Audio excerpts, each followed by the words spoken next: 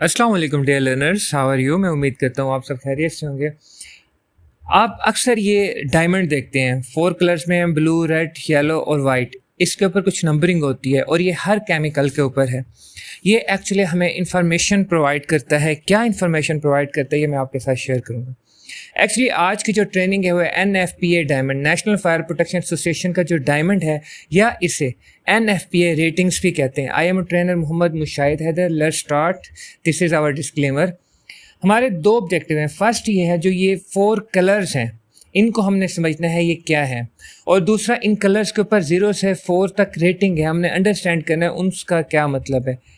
एक वीडियो देखें, एक वर्कर आता है तो वो देखता है केमिकल लीक हो रहा है। जैसे केमिकल लीक होता है वो पीछे एडमिनिस्ट्रेशन को कॉल करता है कि केमिकल लीक हो रहा है, आके इसे आप मेंटेन करें। अब जैसे मेंटेन तो होगा, लेकिन अब इस कंटेनर के ऊपर ये इंफॉर्मेशन लिखी हुई है 302 इसके एक्चुअली हैजर्ड्स हैं। इस केमिकल का अगर 3 लिखा हुआ है तो मतलब ब्लू में हेल्थ हैजर्ड इसके बहुत ज़्यादा हैं। तो ये एक्चुअली हर किसी के ऊपर इंफॉर्मेशन कंटेंट है। इसे देखकर हम देखते हैं कि हमने किस सिचुएशन में कैसे जो कोई स्पिलेज है या हैजर्ड है उसे हैंडल करना है। अब बेसिकली ये जो आप डायमंड देख रहे हैं ये लेबल होता है। ये जो केमिकल कंटेनिंग कंटेनर्स होते हैं जिनमें केमिकल है उनके ऊपर इस तरह का लेबल लगा होता है। अब ये किसने कहा? ये ओशा ने कहा है। अब ये लेबल किस तरह का होना चाहिए? ये केमिकल के आइडेंटिफाई करे कि केमिकल किस तरह का है और इस केमिकल से कौन से हैजर्ड एसोसिएटेड हैं। वो जो ये 4 बॉक्सेस आपको हैजर्ड एसोसिएशन के लिए ही बताए गए। अब हम NFPA स्टैंडर्ड्स को देखते हैं, ये क्या है। NFPA जो डायमंड स्टैंडर्ड है इसे एक्सप्लेन किया गया NFPA 704 स्टैंडर्ड में। ये जो हैजर्ड रेटिंग है उसका एक्सप्लेन किया गया। अब ये एक ड्रम है, देखें ड्रम के ऊपर भी लिखा हुआ है, ये ऑक्सी भी एक हैजर्ड है। इसे कॉमन हम फायर डायमंड भी कहते हैं। और ये हम बेसिकली रेटिंग क्यों दे रहे हैं, उसकी रीज़न ये है कि अगर आपको स्पिल होती है तो फायर फाइटिंग टीम को पता हो कि हमने किस तरह का फायर एक्सटिंग्विशर यूज़ करना है। एमरजेंसी रिस्पॉन्सर को पता हो कि ये ऐसा केमिकल था जो सांसों में चला जाए तो रेस्पिरेटरी प्रॉब्लम होती है, तो पहले वो सांसों को डील करेंगे। या इस तरह का केमिकल है जो हार्ट को अटैक करता है, तो आप इस तरह के फर्स्ट एड रिस्पॉन्डर करेंगे कि आपके हार्ट को सेव करना है।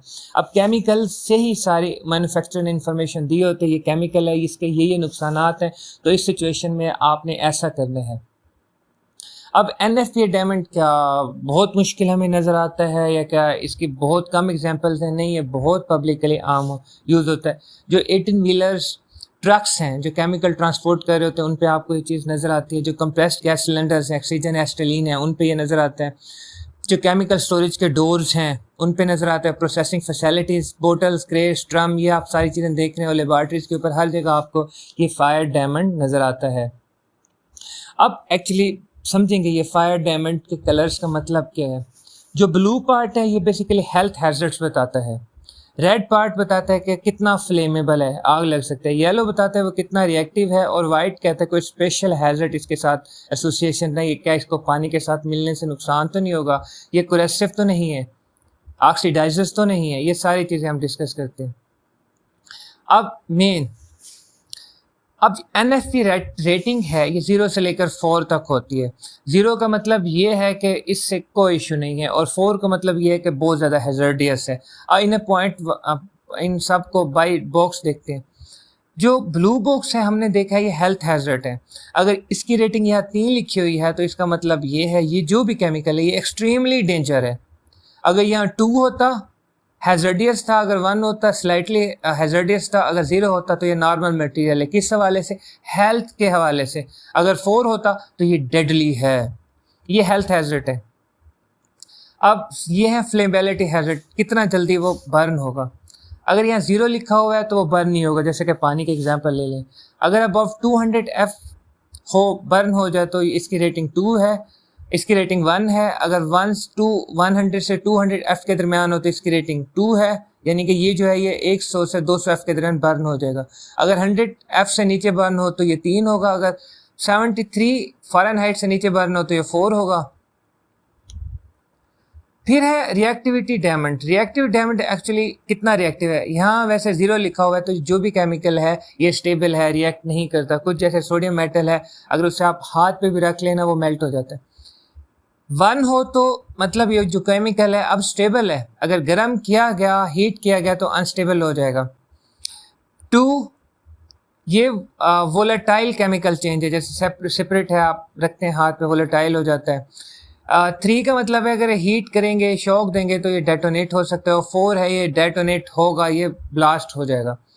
ये जो लास्ट है स्पेसिफिक हैजर्ड, बेसिकली ये बताता है ये जो केमिकल है ये अल्कली है, एसिड है, क्रेसिव है, ऑक्सीडाइजर है, रिएक्ट तो नहीं करता, ये रेडियो एक्टिव तो नहीं है, क्या हमें यहाँ वाटर यूज़ करना चाहिए था कि नहीं करना चाहिए था। अब हमने देखा, ये देखें सल्फ्यूरिक एसिड की हमने एक वीडियो देखी थी।